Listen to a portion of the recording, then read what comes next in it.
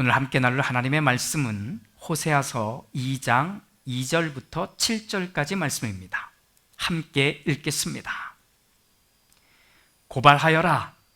너희 어머니를 고발하여라. 그는 이제 나의 아내가 아니며 나는 그의 남편이 아니다. 그의 얼굴에서 색욕을 없애고 그의 젖가슴에서 음행의 자취를 지우라고 하여라. 그렇게 하지 않으면 그가 처음 태어나던 날과 같이 내가 그를 발가벗겨 내버릴 것이다. 그리하여 내가 그를 사막처럼 메마르게 하고 메마른 땅처럼 갈라지게 하여 마침내 목이 타서 죽게 하겠다. 그가 낳은 자식들도 내가 불쌍히 여기지 않겠다. 그들도 음행하는 자식들이기 때문이다. 그는 자랑하기를 나는 나의 정부들을 따라가겠다. 그들이 나에게 먹을 것과 마실 것을 대고 내가 입을 털옷과 모시옷과 내가 쓸 기름과 내가 마실 술을 댄다 하는구나. 그렇다. 그들의 어머니가 음행을 하였다. 그들을 베었던 여인이 부끄러운 일을 저질렀다. 그러므로 내가 이제 가시나무로 그의 길을 막고 담을 둘러쳐서 그 길을 찾지 못하게 하겠다. 그가 정부들을 쫓아다녀도 그들을 따라잡지 못할 것이다. 그들을 찾아다녀도 어디에서도 만나지 못할 것이다. 그제서야 그는 이제는 발길을 돌려서 나의 남편에게로 돌아가야지. 나의 형편이 지금보다 그때가 더 좋았다 할 것이다. 아멘.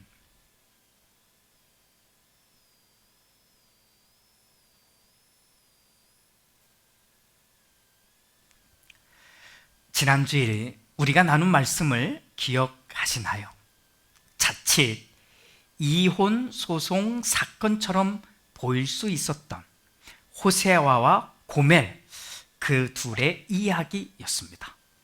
호세아의 아내인 고멜이 아이 셋을 낳고 그리고도 남자들을 따라 집을 나가버린, 그럼에도 불구하고 이 아내가 돌아오기를 진심으로 바라고 있었던 호세아의 이야기였습니다.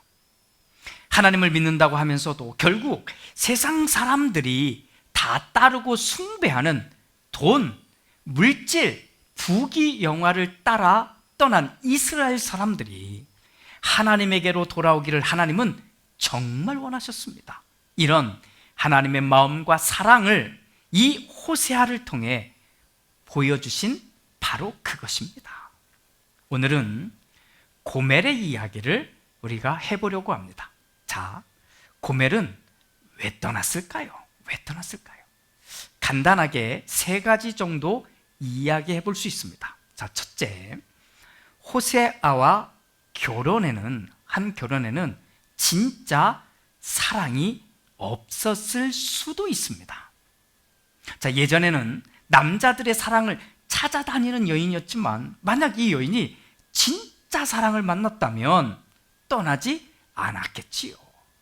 자식들을 셋이나 낳았는데도 훌쩍 떠난 것을 보니 처음부터 이 둘 사이에는 사랑은 없었던 것이 아닐까, 이렇게 생각해 볼 수 있습니다.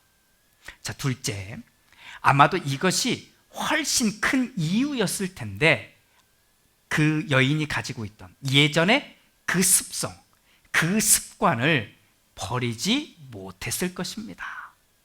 한 남자에게 만족하지 못하는, 그래서 이 사람 저 사람 이렇게 만나야만 하는 바로 그 습성을 말하는 것입니다. 자, 셋째, 어쩌면 남자들도 남자들이지만 알고 보니 돈이 너무너무 좋아서 또 뭐든지 좀 자랑하고 싶어서 그런 것들을 다 준다고 하는, 그러니까 남자들을 따라 나선 것이라고 볼 수 있습니다.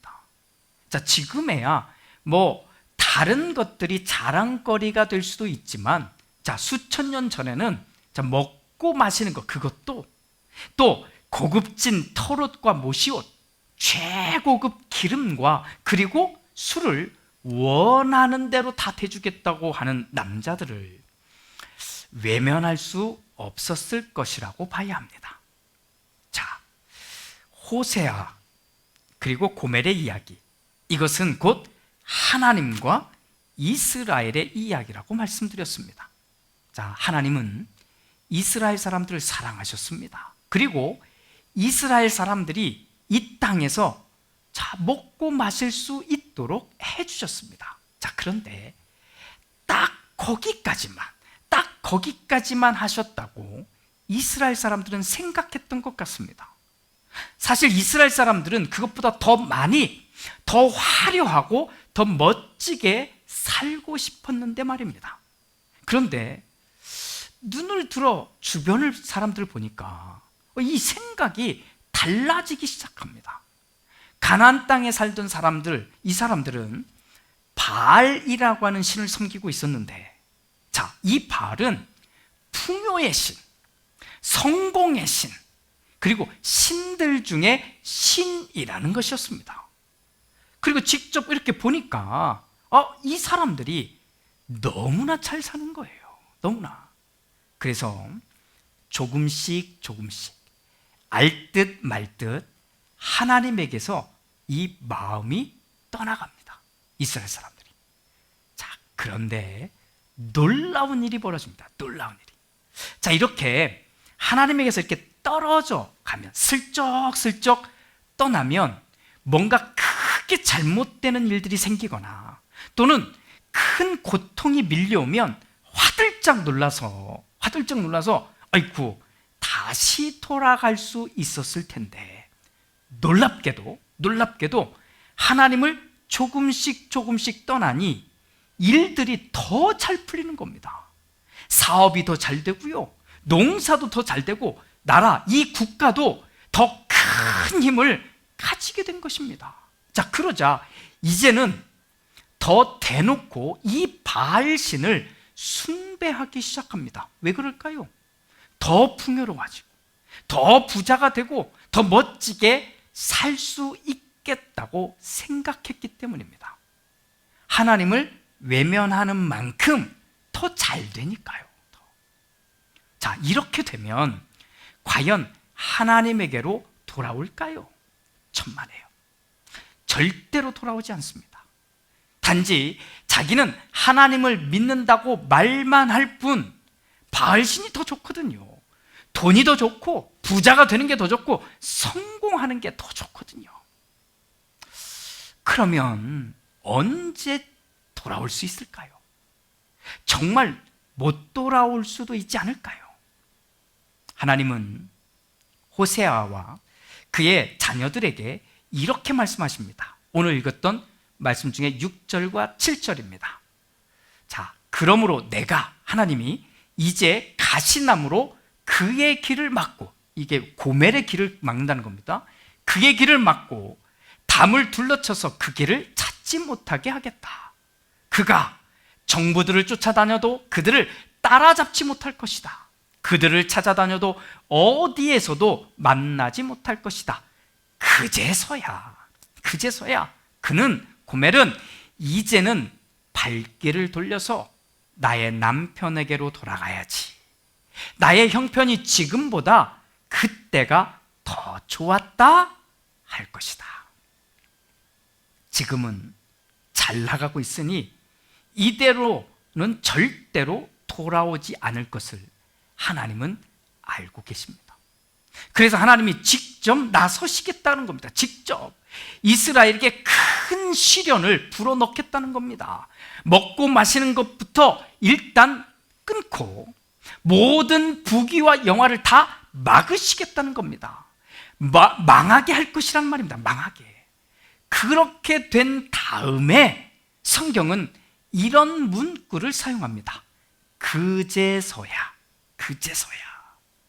그렇게 되어서야 고멜이 이런 생각을 하게 된다고 말하는 겁니다.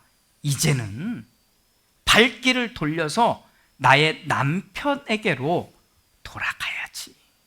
나의 형편이 지금보다 그때가 더 좋았다. 고멜이 다 망가진 뒤에야 그제서야 돌아갈 생각을 하게 된다는 말입니다. 신약 성경 가운데 누가복음 15장에는 이런 유명한 이야기가 담겨 있습니다. 자, 두 아들이 있었습니다. 첫째 아들은 아버지의 말을 참 듣는 아들이었다면 둘째 아들은 제멋대로이고 흥청망청 자기에게 즐거운 일에만 돈을 펑펑 쓰는 그런 아들이었습니다. 어느 날 이 둘째 아들이 아버지에게 요청합니다. 아버지, 어차피 아버지 돌아가시면 유산을 물려주실 것이잖아요. 그러니 그 유산을 지금 미리 주시면 어떨까요? 지금 주세요. 이거 말도 안 되는 요청이거든요. 그렇지만 아버지는 이 둘째 아들의 몫을 기꺼이 내어줍니다. 둘째 아들은 그 돈을 다 들고 다른 나라로 훌쩍 떠나버립니다. 그리고는 매일 먹고 마시고 즐기는데 노는데 집중합니다. 어느새 그 큰 돈을 다 쓰고 말았습니다. 어제까지는 풍족하게 먹고 마셨는데 오늘은 하루에 한 끼도 먹을 수 없는 상황이 되어버린 겁니다. 너무 힘들었습니다. 그러다 문득 옛날 아버지 집에 있었던 일들이 생각난 겁니다. 우리 아버지 집에는 집에서 일하는 품꾼들이 참 많았는데 그들은 지금의 내 이 모습보다 훨씬 나았구나. 그렇게 옛날 일을 떠올리던 이 아들은 마음을 바꿉니다. 그래, 돌아가자. 내가 더 이상은 아버지의 아들로서는 살 수 없을 테지만 그래도 여기에 있는 것보다는 차라리 아버지의 집에 가서 다른 종들처럼 나도 종으로 사는 것이 훨씬 낫겠다. 돌아가자. 이렇게. 그 유명한 돌아온 탕자 이야기입니다. 이 이야기는 하나님께 돌아가라는 메시지가 있는 겁니다. 왜냐하면 하나님은 잃었던 아들이 돌아오는 것을 가장 기뻐하시기 때문입니다. 할렐루야. 자, 그렇다면 이 둘째 아들에게 주어진 그 상황, 어떤 상황이냐면 돈이 다 떨어지고 그리고 너무너무 먹을 것이 없어서 배고파서 돼지들이 먹는 것들로 내 배를 채우고 있고 얼마 전까지는, 바로 어제까지는 친구처럼 생각했던 사람들이 나를 친구로 여기지 않을 뿐만 아니라 사람 취급도 하지 않게 된 바로 그 상황을 말합니다. 그 상황은 이 아들에게 징벌일까요? 그러니까 채찍일까요? 아닙니다. 바로 그것은 하나님의 신호였습니다. 이 신호는 돌아오라는 겁니다. 이제라도 돌아오라는 겁니다. 아무리 사고치고 그리고 못된 짓을 하고 집을 나간 아들이었지만 하나님은 이 아들이 다시 돌아오기만 하면 다시 멋진 옷을 입히고 아들만이 낄 수 있는 반지도 끼워주고 사람들을 다 불러 모아서 잔치를 베풉니다. 이것이 아버지의 마음입니다. 오늘 우리가 읽은 호세아와 고멜 이야기, 특히 고멜이 앞으로 만나게 될 상황을 여러분 상상해 보십시오. 하나님은 분명히 말씀합니다. 고멜이 그런 상황을 만날 것이며 그때에는 고멜이 이렇게 생각할 것이라고 말입니다. 이제는 발길을 돌려서 나의 남편에게로 돌아가야지. 나의 형편이 지금보다 그때가 더 좋았다. 돌아와야지요. 돌아오겠지요. 앞으로 고멜이 만날 세상은 하나님이 막으시고 고통스럽게 하시고 힘들게 하실 겁니다. 고멜이 만날 세상은. 그런데 이것은 징벌이 아닙니다. 이것은 책망이 아닙니다. 돌아오라는 겁니다. 언제? 지금이라도, 이제라도 말입니다. 사랑하는 여러분, 우리는 하나님의 신호에 빨리 반응할 수 있어야 합니다. 자, 솔직히 돈을 싫어하는 사람들은 없잖아요. 자, 그렇다면 우리는 누구도 예외 없이 고멜일 수 있습니다. 또 고멜처럼 하나님을 믿는다고 말은 하지만 실제로는 돈이 너무너무 좋을 수도 있고요, 부귀의 영화를 누리기 위해서 교회를 다닐 수도 있습니다. 그런데 어느 날 모든 것이 딱 막힐 때, 그때는 빨리, 정말 빨리 생각할 수 있어야 합니다. 다 잃고 다 망가지고 다 깨어진 다음에 수습하려고 하지 말고 우리는 그 신호, 이 신호를 빠르게 인식할 수 있어야 합니다. 오늘은 이 표현을 꼭 기억합시다. 그제서야. 그제서야. 하지만 우리는 고멜과는 우리 다르게 해봅시다. 다르게. 다 망가지고 다 막힌 뒤에야 하는 것이 아니라 하나님의 경고가 나오기 시작할 때, 우리 이야기를 보면, 즉 호세아가 고멜이라고 하는 여인과 결혼한다고 했을 때 알아차렸어야 합니다. 또 자기의 자식들의 이름들이 하나같이 그런 식으로 지어지기를 시작했을 때, 그때라도 하나님의 신호를 인식해야 합니다. 우리의 삶이 정말 풍요로워도 이 모든 것이 다 하나님의 은혜가 아닐 수 있습니다. 어쩌면 그 풍요로움이, 어쩌면 그 또 잘 나가고 있는 것이 나와 하나님 사이가 멀어지게 만드는 것일 수도 있다는 것을 알아야 합니다. 하지만 하나님은 그런 상황이 돼도 계속해서 우리에게 하나님의 신호를 보낼 것입니다. 다시 아버지 하나님에게로 돌아오라고 말입니다. 다시 일어나 남편에게로 가는 고멜,